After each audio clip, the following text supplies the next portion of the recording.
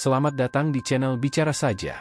Di balik gemerlapnya Kuala Lumpur, seorang pemuda Madura bernama Ahmad Raisul meregang nyawa secara tragis, dikeroyok hingga tewas oleh sesama pekerja asing asal Bangladesh, lalu tubuhnya dibuang begitu saja ke gang belakang asrama.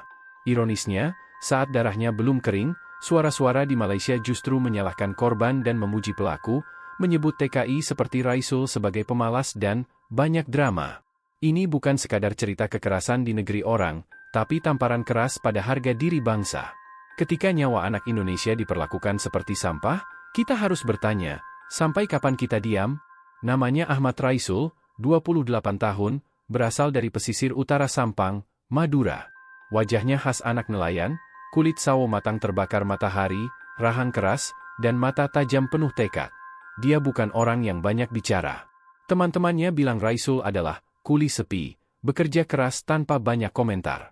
Ketika ia memutuskan merantau ke Malaysia awal tahun 2025, semua orang di kampungnya percaya dia akan sukses. Tak banyak anak muda dari desanya yang berani merantau sejauh itu. Raisul jadi kebanggaan dusun. Tapi siapa sangka, hanya dalam 3 bulan, dia akan pulang tinggal nama. Raisul tiba di Kuala Lumpur pada pertengahan Februari, dibawa oleh agen tenaga kerja resmi bernama PT Mitra Global Mandiri. Ia sempat transit di Johor sebelum ditempatkan di proyek pembangunan apartemen mewah di kawasan elit Bangsar, Kuala Lumpur. Bangsar dikenal sebagai kawasan orang kaya dan ekspatriat. Tapi di balik kemewahannya, banyak proyek konstruksi di sana dibangun oleh tangan-tangan murah dari Asia Selatan dan Tenggara. Disinilah Raisul bekerja. Di balik gedung pencakar langit yang glamor, ia mengangkut semen, memotong besi, dan mencampur pasir dari pagi sampai malam. Di proyek itu, Raisul bekerja bersama puluhan pekerja asing lain, termasuk dari Nepal, Myanmar, Vietnam, dan yang paling dominan, Bangladesh. Mereka tinggal di asrama sempit berlantai 2 yang terletak hanya 800 meter dari lokasi proyek. Kondisi asrama itu jauh dari layak. Kasur tipis bertumpuk 3, toilet minim, dapur bersama dengan listrik sering padam. Tapi Raisul tak pernah mengeluh. Ia selalu bangun paling pagi dan tidur paling akhir. Ia kirim uang ke ibunya setiap 2 minggu. Namun sejak awal, ia tak disukai oleh beberapa pekerja senior asal Bangladesh. Salah satunya bernama Rahim Uddin, usia 35, pria bertubuh besar yang sering memimpin kelompok di proyek itu secara informal. Rahim merasa Raisul terlalu lurus, tak mau ikut menyogok mandor demi pekerjaan ringan. Raisul juga menolak permintaan Rahim untuk ikut menjual barang sisa proyek secara diam-diam. "Saya kerja halal saja," katanya suatu malam ketika ditawari ikut kegiatan tambahan. Sejak itu, Rahim dan teman-temannya menganggap Raisul sok suci. Ketegangan makin terasa setelah proyek mulai molor. Mandor mulai menekan semua pekerja agar lembur. Dalam tekanan seperti itu, persaingan antar pekerja asing makin sengit. Ada kabar bahwa akan ada pemutusan kontrak bagi yang dianggap tidak produktif. Raisul, yang rajin tapi tak banyak bicara, dianggap bukan bagian dari kelompok manapun. Ia kerja sendirian, makan sendirian. Kadang ia tertawa sendiri di pojok kamar, menonton video dari ibunya yang mengirimi kabar adik-adiknya. Puncaknya terjadi malam tanggal 3 Mei 2025. Sekitar pukul 21.30, Raisul baru pulang dari proyek setelah lembur. Di dapur asrama, ia menemukan mie instan miliknya basah dan dibuang ke tempat sampah. Ia menduga Rahim dan 2 orang temannya yang melakukan itu. Ketika Raisul menegur, suasana langsung panas. Pertengkaran kecil berubah menjadi kekerasan. Rahim memukul lebih dulu, lalu 2 orang lain ikut memegangi Raisul. Ia dipukul, ditendang, dan dihantam gagang sapu. Suara ribut sempat terdengar oleh tetangga kamar, tapi tak ada yang berani melerai. Beberapa pekerja lain justru menutup pintu dan pura-pura tidur. Raisul sempat terjatuh dan tak bangun lagi. Tubuhnya digeret keluar dan dilempar ke gang belakang asrama, seolah dia hanya karung sampah. Sekitar pukul 22, seorang warga Malaysia yang hendak pulang dari warung melihat tubuh Raisul yang sudah tak bergerak. Polisi dipanggil, tapi baru datang 1 jam kemudian. Saat ambulans tiba, Raisul sudah meninggal. Hasil visum menunjukkan adanya retakan di tengkorak, memar parah di dada, dan beberapa tulang rusuk patah. Tapi yang mengejutkan, polisi menyebut kasus ini sebagai perkelahian antar pekerja, bukan pembunuhan. 2 orang sempat ditahan, termasuk Rahim, namun dibebaskan 3 hari kemudian karena kurangnya bukti. CCTV rusak, dan tidak ada satupun saksi yang berani buka suara. KBRI Kuala Lumpur baru mengetahui kabar ini 2 hari setelahnya, lewat laporan dari komunitas TKI. Tapi penanganan terkesan lambat. Jenazah Raisul tertahan 9 hari di RS Kuala Lumpur karena masalah administrasi. Keluarga di Madura hanya bisa menangis di video call. Saat jenazah akhirnya tiba di Bandara Juanda, hanya satu staf perwakilan pemerintah yang datang. Tak ada liputan, tak ada penghormatan. Di kampung halamannya, Raisul dimakamkan di pemakaman keluarga. Ibunya, Bu Halimah, pingsan berkali-kali saat melihat jenazah anaknya yang bengkak dan lebam. Ayahnya hanya duduk mematung sambil memegang foto Raisul kecil dengan seragam SD yang sudah pudar warnanya. Dia ke sana untuk bantu keluarga. Tapi pulang seperti ini, seperti binatang, ucap tetangga Raisul yang ikut menggali kuburnya. Di media sosial, berita ini hanya jadi headline kecil. Namun di antara komunitas TKI di Malaysia, kematian Raisul memantik kemarahan. Mereka tahu, ini bukan kasus pertama. Tapi jika terus dibiarkan, bukan tak mungkin akan ada Raisul-Raisul lain berikutnya. Narasi ini bukan hanya tentang kekerasan fisik, tapi juga kekerasan sistemik, tentang bagaimana nyawa pekerja migran Indonesia lebih murah dari sebuah batu bata yang ia angkut tiap hari.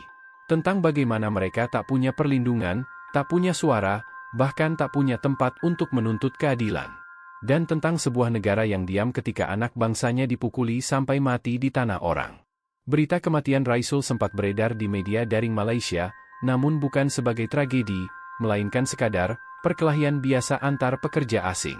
Yang lebih menyakitkan adalah reaksi publik Malaysia di kolom komentar. Puluhan, bahkan ratusan akun meninggalkan komentar bernada merendahkan TKI Indonesia. Itulah, TKI banyak drama. Bangla kerja diam-diam, TKI kerjanya ngeluh terus, tulis salah satu akun. Ada pula yang menulis, Bangla lebih disiplin dan kuat.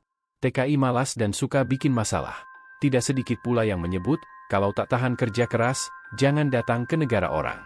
Komentar-komentar ini menyebar luas di media sosial, memperlihatkan stigma yang sudah lama tertanam, bahwa tenaga kerja Indonesia dianggap lebih rendah daripada pekerja Bangladesh.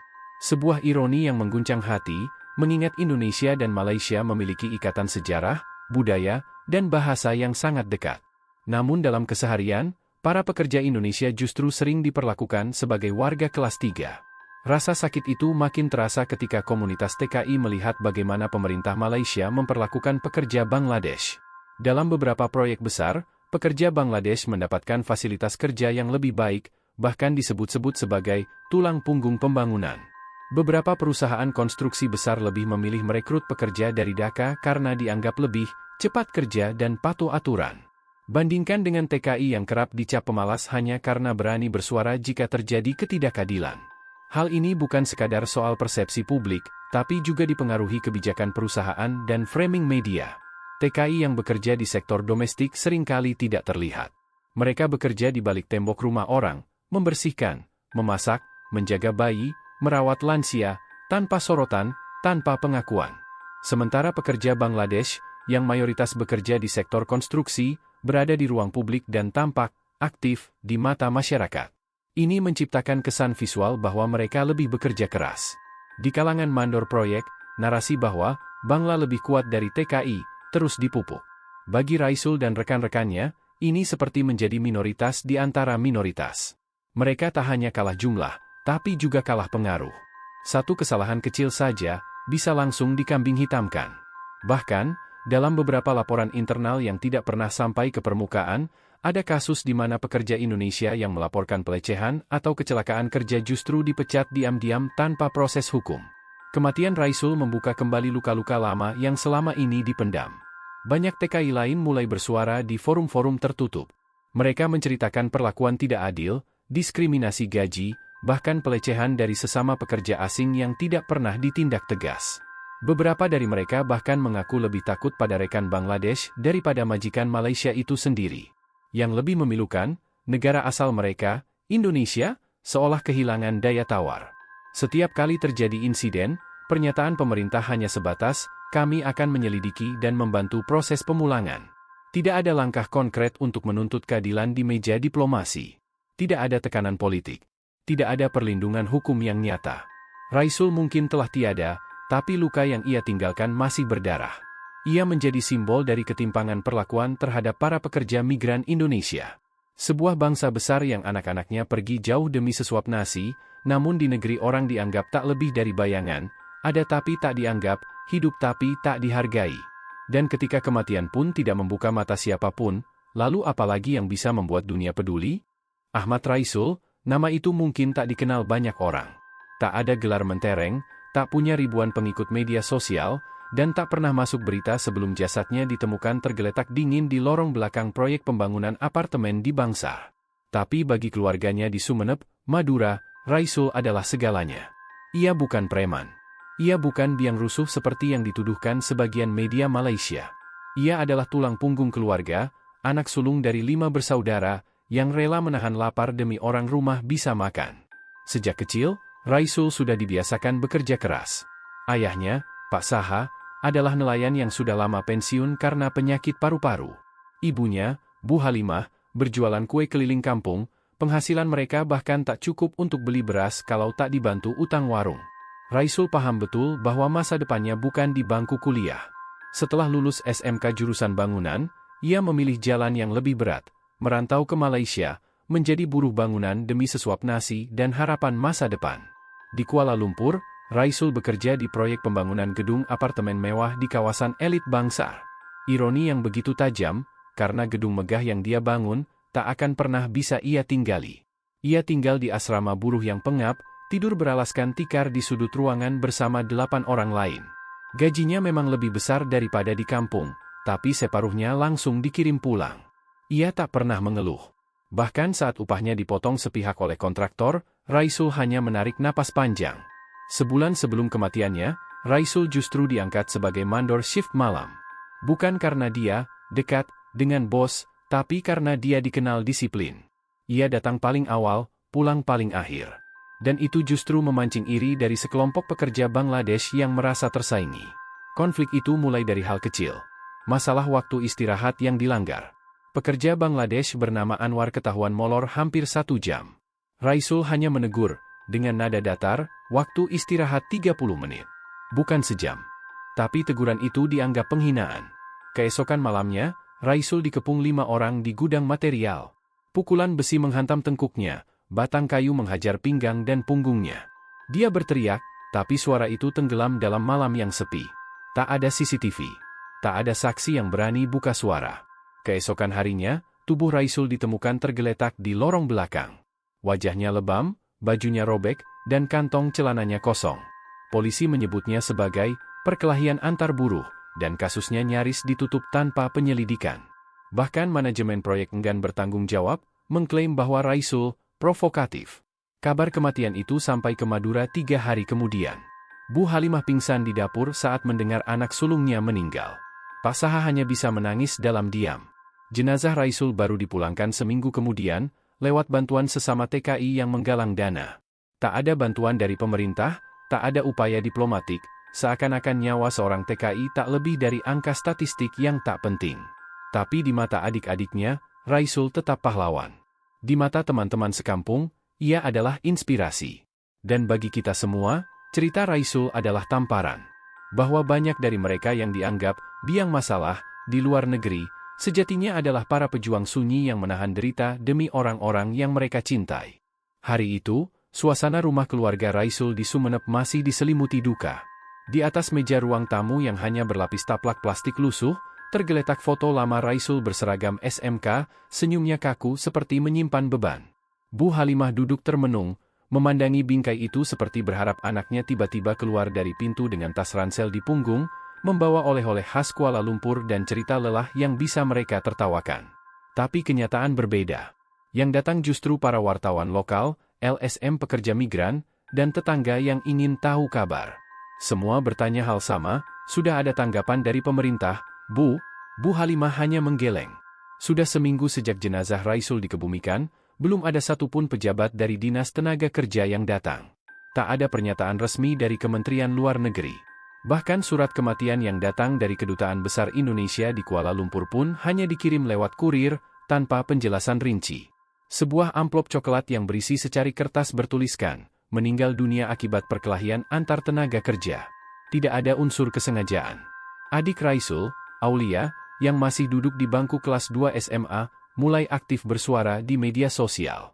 Ia menulis panjang lebar di Facebook dan X, Twitter, menyebut bahwa kakaknya tewas dibunuh dan ditutup-tutupi. Kalau yang mati warga Malaysia, mungkin sudah ada konferensi pers dan bendera setengah tiang. Tapi karena dia cuma TKI, dianggap angin lalu, tulis Aulia. Postingan itu viral, dibagikan ribuan kali. Bahkan beberapa aktivis migran mulai ikut bersuara, menuntut kejelasan dari pemerintah Indonesia.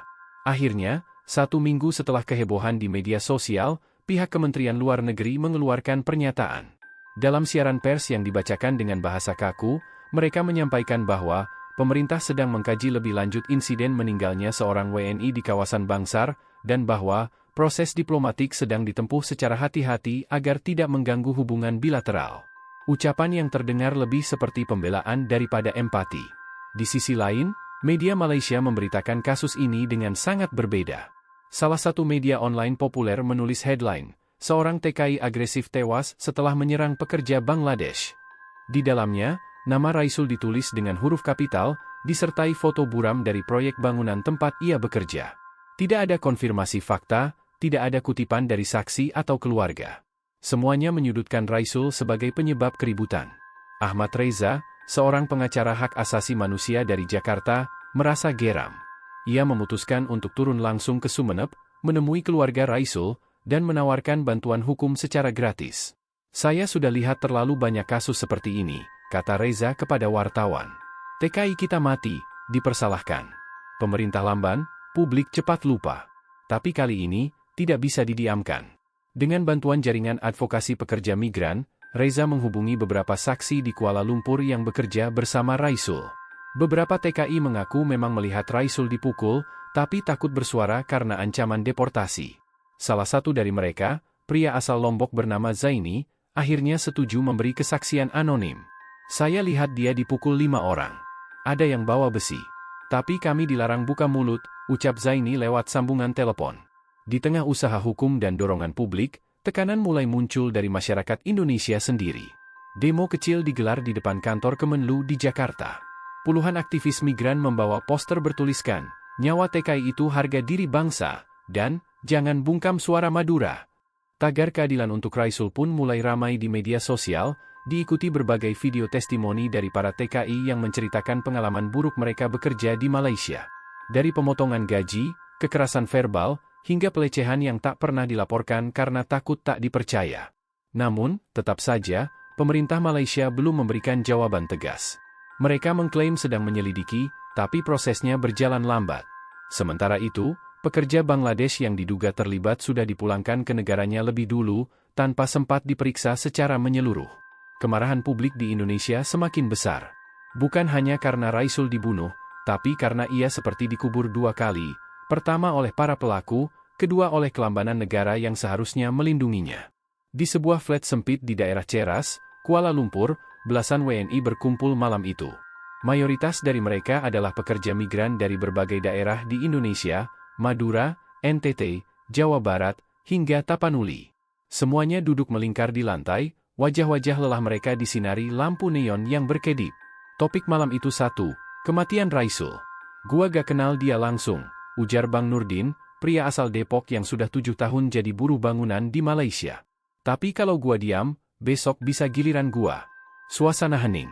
Lalu seorang perempuan, Sri, mantan art dari Kediri yang kini bekerja di warung makan Indonesia, angkat bicara dengan suara lirih, "Kita ini udah kayak bayangan di sini. Ada, tapi dianggap gak ada. Tapi kalau ada masalah, baru kita diseret." Rasa takut masih membalut mereka. Tapi kejadian Raisul seolah membuka keran emosi yang sudah lama dipendam.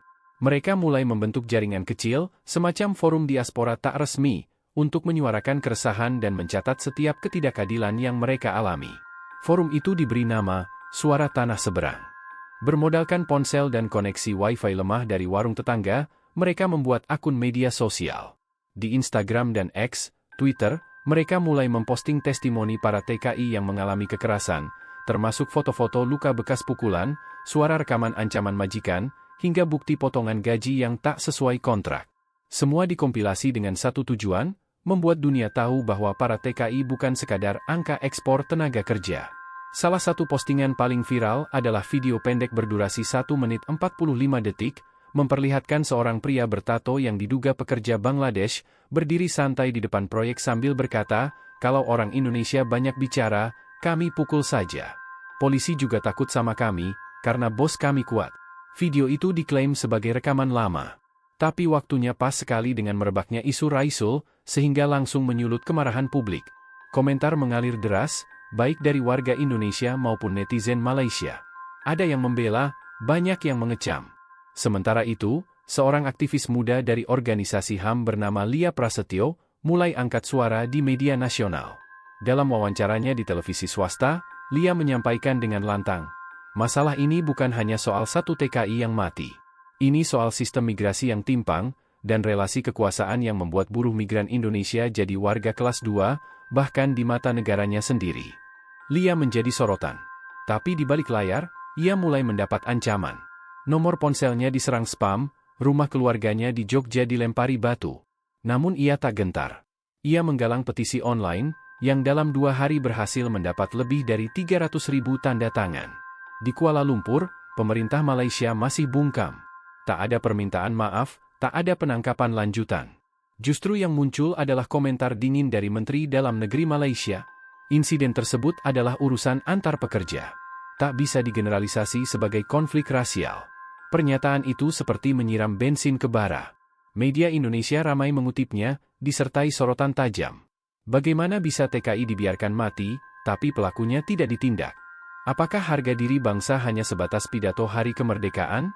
Lebih mengejutkan, seorang pejabat tinggi Indonesia malah berkomentar, "Kami harus menjaga hubungan bilateral, tidak bijak jika memprovokasi terlalu jauh." Komentar itu menyulut reaksi balik dari rakyat. Banyak yang menilai pejabat tersebut lebih mementingkan hubungan diplomatik daripada nyawa warganya sendiri. Di beberapa kota, mahasiswa mulai turun ke jalan. Mereka membawa spanduk, "Kami tidak butuh pernyataan, kami butuh tindakan. TKI mati, negara diam." Di media sosial, muncul tagar baru, "Negara tak lindungi." Ratusan ribu warganet ikut menandai akun resmi pemerintah, mendesak pertemuan bilateral segera dilakukan, dan agar kasus Raisul dibawa ke forum internasional. Sementara itu, keluarga Raisul mulai kehabisan napas. Ayahnya jatuh sakit, ibunya hampir tak keluar rumah. Tapi Aulia, adik Raisul, tetap mengunggah satu tulisan baru tiap malam. Ia menyebutkan satu persatu kejanggalan dalam proses kematian kakaknya. Kenapa CCTV di lokasi tidak dibuka? Kenapa visum di Malaysia tidak diberikan salinannya? Kenapa pelaku bisa kabur lebih dulu? Kenapa surat kematian Raisul hanya 1 lembar dan tanpa materai resmi? Raisul perlahan tumbuh jadi simbol.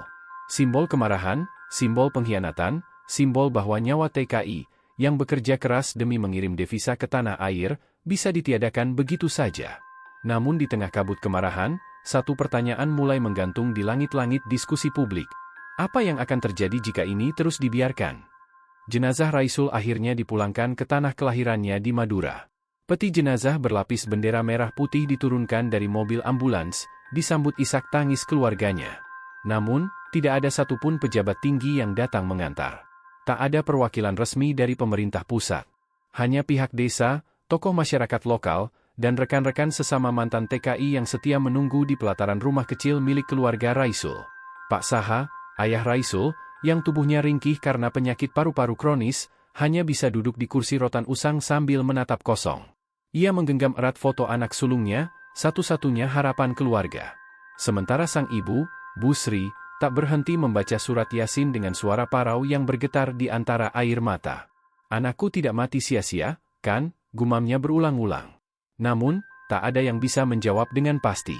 Desa tempat Raisul tinggal jadi ramai sejenak. Wartawan lokal berdatangan, mewawancarai tetangga dan keluarga. Tapi begitu pemakaman usai, semua kembali sepi. Tak ada kelanjutan kabar dari KBRI. Tak ada kejelasan soal tuntutan hukum kepada para pelaku. Bahkan, pihak majikan tempat Raisul bekerja berdalih tidak tahu-menahu dan menolak bertanggung jawab. "Itu urusan pribadi antar pekerja," katanya lewat siaran pers. Sementara itu, di Malaysia, para pelaku pengeroyokan hanya ditahan sebentar sebelum dilepaskan dengan alasan kurang bukti. CCTV proyek, kebetulan, rusak di hari kejadian. Saksi-saksi bungkam karena takut dipulangkan paksa. Tak ada keadilan, hanya luka yang makin dalam. Di media sosial, sebagian netizen Indonesia mulai geram. Tagar keadilan untuk Raisul sempat menjadi trending topik. Tapi seperti biasa, amarah dunia maya tak cukup menggugah dunia nyata. Pemerintah Indonesia berdalih sedang berkoordinasi, tapi tidak menjelaskan progres. TKI lain yang ingin bicara justru takut diintimidasi oleh agen tenaga kerja mereka. Yang menyakitkan, beberapa media Malaysia menggambarkan Raisul sebagai provokator. Mereka hanya menayangkan versi sepihak, seolah Raisul yang memicu konflik. Pekerja Bangladesh disebut hanya membela diri.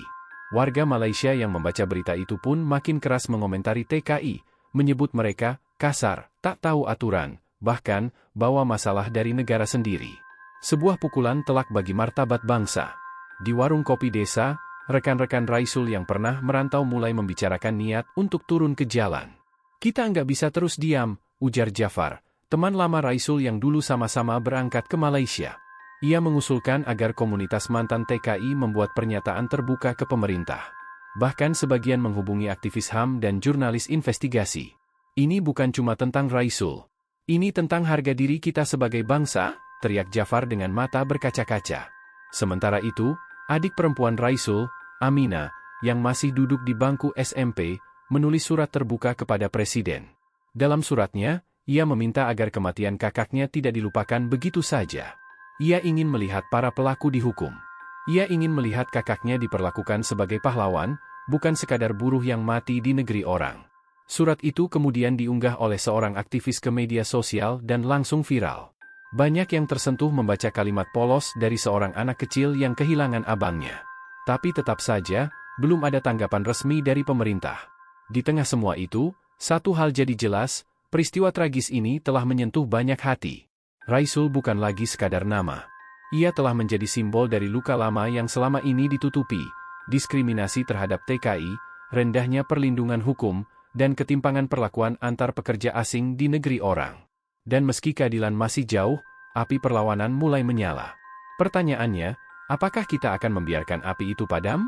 Atau justru menjaga nyalanya, demi seluruh pekerja Indonesia yang terus berjuang di negeri seberang? Surat Amina yang viral di media sosial menjadi titik balik yang tidak terduga. Tak hanya menyentuh hati rakyat Indonesia, surat itu juga menyeberang batas negara dan sampai ke tangan media Malaysia independen yang pro-HAM. Sebuah kanal berita Malaysia, Suara Nurani, menerbitkan ulang surat Amina dalam bahasa Melayu dengan judul Menyayat Hati, seorang adik mencari keadilan untuk abangnya yang mati di tanah kami. Artikel itu mendadak viral dan memicu diskusi luas di berbagai forum daring Malaysia. Untuk pertama kalinya, sebagian masyarakat Malaysia mulai mempertanyakan narasi media arus utama mereka. Kolom komentar dipenuhi warga yang menuntut penyelidikan ulang. Kalau benar CCTV rosak, itu mencurigakan, tulis seorang pengguna. Kenapa ada saksi diam saja? Ini bukan keadilan, ujar yang lain. Aktivis HAM Malaysia juga mulai ikut bersuara, meminta agar kasus ini tidak ditutup begitu saja. Sementara itu, di Indonesia, surat Amina memaksa pihak istana untuk bertindak. Presiden memanggil langsung Menteri Luar Negeri, Menteri Tenaga Kerja, dan Kepala BNP 2 TKI. Sebuah tim khusus dibentuk, terdiri dari diplomat senior, pengacara HAM, dan penyelidik independen. Mereka diberangkatkan ke Kuala Lumpur dalam misi pencarian fakta dan pengumpulan bukti baru. Rakyat pun berharap, mungkin inilah awal dari perubahan nyata. Di tengah proses itu, tokoh muda bernama Niko, seorang jurnalis investigasi dari Jakarta, datang ke desa Raisul. Ia tertarik mengangkat kisah Raisul dan Amina ke dalam dokumenter berdurasi panjang. Niko tinggal beberapa hari di rumah keluarga Raisul, mewawancarai mereka, merekam suasana desa, dan merekonstruksi hari-hari terakhir Raisul melalui testimoni para mantan TKI. Dari wawancara-wawancara itulah Niko menemukan satu fakta mengejutkan. Raisul sebelumnya pernah mengadu pada seorang staf agen penyalur kerja bernama Pak Guntur, bahwa dia kerap diperas dan diancam oleh pekerja Bangladesh bernama Rohim dan dua kawannya. Namun laporan itu tidak pernah ditindaklanjuti. Justru setelah mengadu, Raisul semakin dijauhi dan diintimidasi.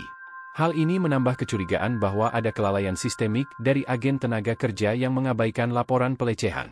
Dokumenter Niko tayang perdana di YouTube, dan langsung ditonton lebih dari 2 juta kali dalam 2 hari.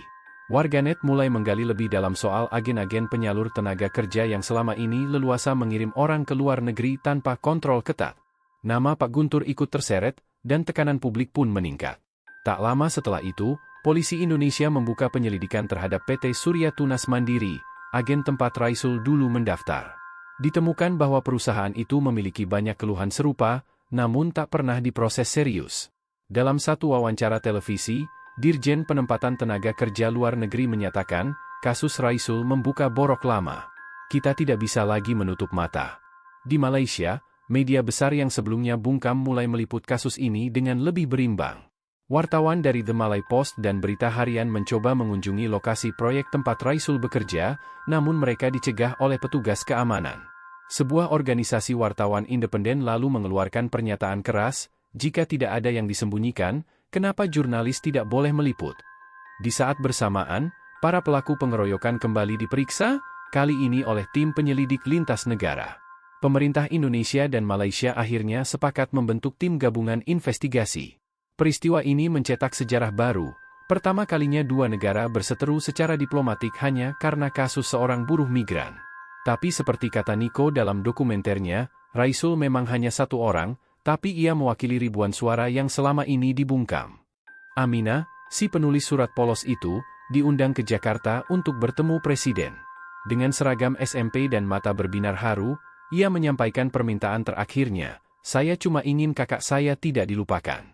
Presiden menepuk bahunya dan berjanji di depan kamera, Raisul akan kami kenang, dan pelaku akan diadili. Tapi apakah janji itu akan benar-benar ditepati? Ataukah hanya sebatas respons publik sesaat, sebelum semuanya kembali dilupakan? Narasi berikutnya akan membuka bagaimana tekanan publik berubah menjadi tuntutan hukum besar, dan bagaimana kasus Raisul mengungkap jaringan kelam eksploitasi TKI lintas negara. Setelah pertemuan Aminah dengan Presiden, gelombang simpati berubah menjadi gelombang tuntutan. Tak hanya warganet, tapi juga para aktivis, mahasiswa, LSM buruh migran, hingga organisasi internasional mulai menyorot kasus Raisul sebagai cermin dari sistem yang sudah lama bobrok. Poster-poster dengan wajah Raisul dan kutipan dari surat Aminah mulai bermunculan di berbagai unjuk rasa di Jakarta, Yogyakarta, Medan, hingga Kuala Lumpur. Slogan, "Keadilan untuk Raisul, Reformasi untuk TKI," menggema. Di Parlemen Indonesia, Fraksi HAM dan Perlindungan Pekerja Migran mengajukan hak angket. Mereka mendesak investigasi menyeluruh terhadap perusahaan-perusahaan penyalur kerja luar negeri yang selama ini lepas kontrol. Nama PT Surya Tunas Mandiri menjadi sasaran utama, tapi tak butuh waktu lama hingga nama-nama lain ikut mencuat. Beberapa di antaranya milik pensiunan pejabat, bahkan ada yang disebut punya hubungan dekat dengan oknum di kementerian. Sementara itu, di Malaysia, tim investigasi gabungan mulai bekerja. Dengan pengawalan ketat, mereka mewawancarai para saksi yang sempat bungkam. Salah satu yang akhirnya bersuara adalah Mahmud, seorang pekerja migran asal Pakistan, yang mengaku melihat Raisul dikeroyok. Menurut Mahmud, Raisul sempat memohon agar dipindahkan ke tim kerja lain karena sering diintimidasi, tapi permintaan itu ditolak mandor. Yang mengejutkan, Mahmud mengaku pernah melihat amplop coklat diserahkan dari salah satu pekerja senior ke petugas keamanan proyek, menimbulkan kecurigaan adanya praktik suap untuk menutupi kejadian di lapangan. Dokumenter Niko kini menjadi bahan diskusi di berbagai talk show dan podcast. Dalam salah satu episode spesial, Niko menghadirkan mantan staf PT Surya Tunas Mandiri yang bersedia menjadi whistleblower. Ia mengungkap bahwa ada kebijakan internal tidak tertulis untuk mengutamakan kelancaran pengiriman, ketimbang keselamatan pekerja. Laporan pelecehan, intimidasi, atau kekerasan seringkali disimpan dalam folder tertutup dan tidak pernah diteruskan ke pemerintah. Data ini mengguncang publik. Di desa Raisul, wartawan dari berbagai media asing berdatangan. CNN International, Al Jazeera, hingga NHK Jepang datang meliput. Aminah mendadak menjadi simbol perjuangan buruh migran muda. Meski masih polos, ia belajar menyampaikan suaranya dengan berani. Dalam satu wawancara, ia berkata, "Kalau tidak ada yang berani bicara, orang seperti kakak saya akan terus mati dalam diam." Tapi perjuangan belum selesai. Pengacara keluarga Raisul, Ibu Retno, mengajukan gugatan perdata terhadap PT Surya Tunas Mandiri dan 3 pejabat Indonesia atas tuduhan kelalaian dan pelanggaran HAM. Ini langkah berani. Biasanya keluarga TKI tidak punya cukup dana atau dukungan untuk menggugat ke pengadilan, tapi kali ini ratusan donatur dan organisasi ikut membantu. Kasus ini pun dilirik Komnas HAM dan dibawa ke Mahkamah Internasional sebagai dugaan pelanggaran sistemik terhadap hak pekerja migran. Sementara itu, hasil autopsi independen dari Malaysia akhirnya keluar. Hasilnya berbeda dari laporan sebelumnya. Terdapat luka-luka tumpul di kepala dan dada yang tidak sesuai dengan terpeleset dari tangga. Luka itu menunjukkan kemungkinan besar Raisul dipukul dengan benda keras. Kombinasi tekanan publik dan temuan medis itu membuat Kejaksaan Malaysia memutuskan untuk membuka kembali kasus Raisul sebagai dugaan pembunuhan. 3 pelaku utama pengeroyokan, termasuk Rohim, akhirnya ditangkap ulang.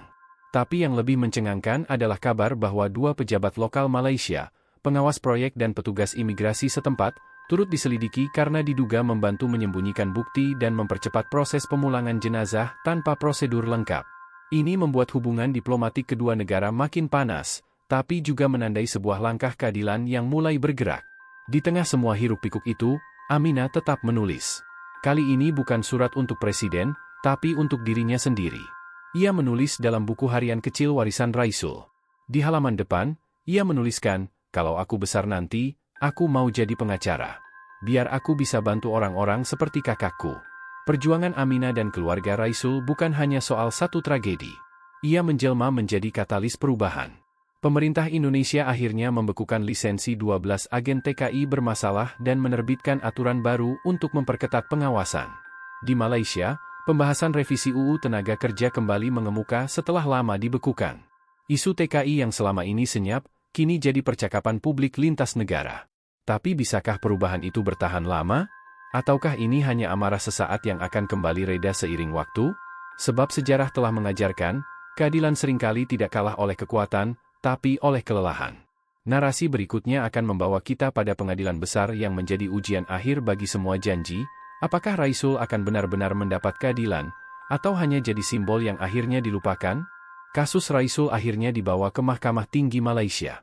Tim investigasi gabungan dari Indonesia dan Malaysia membeberkan hasil temuan mencengangkan, tidak hanya soal penganiayaan, tapi juga praktik eksploitasi sistematis terhadap para pekerja migran yang dilindungi oleh jaringan korupsi di 2 negara.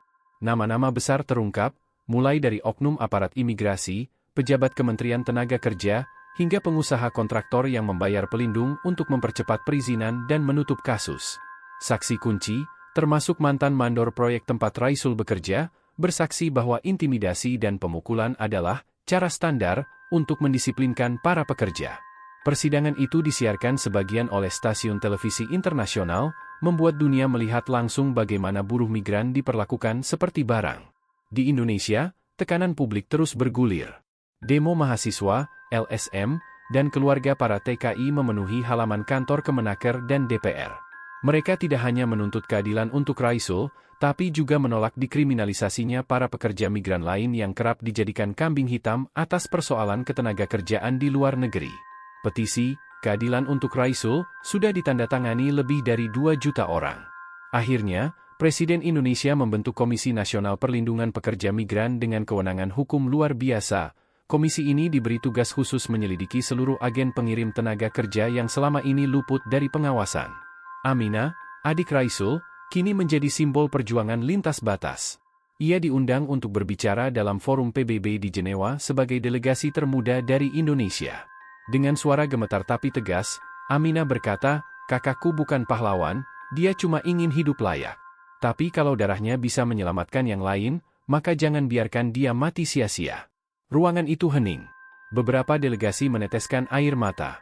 Sejak itu, Aminah mendapatkan dukungan internasional dan beasiswa penuh dari lembaga HAM global. Di Malaysia, para pelaku penganiayaan Raisul dijatuhi hukuman penjara antara 15 hingga 20 tahun. Hakim menyebut tindakan mereka sebagai kejahatan keji terhadap kemanusiaan. Agen kerja yang menyalurkan Raisul, PT Surya Tunas Mandiri, dicabut izinnya secara permanen. Pimpinan perusahaan didakwa melakukan kelalaian berat dan ditahan untuk proses hukum lebih lanjut. Negara juga mengganti rugi kepada keluarga Raisul dalam jumlah besar, meski Aminah dan ibunya mengatakan bahwa uang tak bisa menghidupkan anak sulung kami kembali. Desa kecil tempat Raisul berasal kini punya tugu kecil di tepi jalan, bertuliskan, "Untuk Raisul dan semua pekerja migran yang gugur dalam diam." Setiap tahun, pada tanggal kematian Raisul, masyarakat desa mengadakan doa bersama dan pemutaran film dokumenter karya Niko yang kini dijadikan bahan ajar di banyak universitas. Narasi Raisul tidak berakhir di liang kubur. Ia menjelma menjadi gelombang perubahan. Undang-undang baru disahkan di Indonesia untuk memperketat sistem perekrutan dan perlindungan TKI. Di Malaysia, perusahaan diwajibkan memasang CCTV dan menyediakan jalur pengaduan khusus bagi buruh migran. Media-media yang dulu bungkam kini aktif memantau dan meliput isu ketenagakerjaan.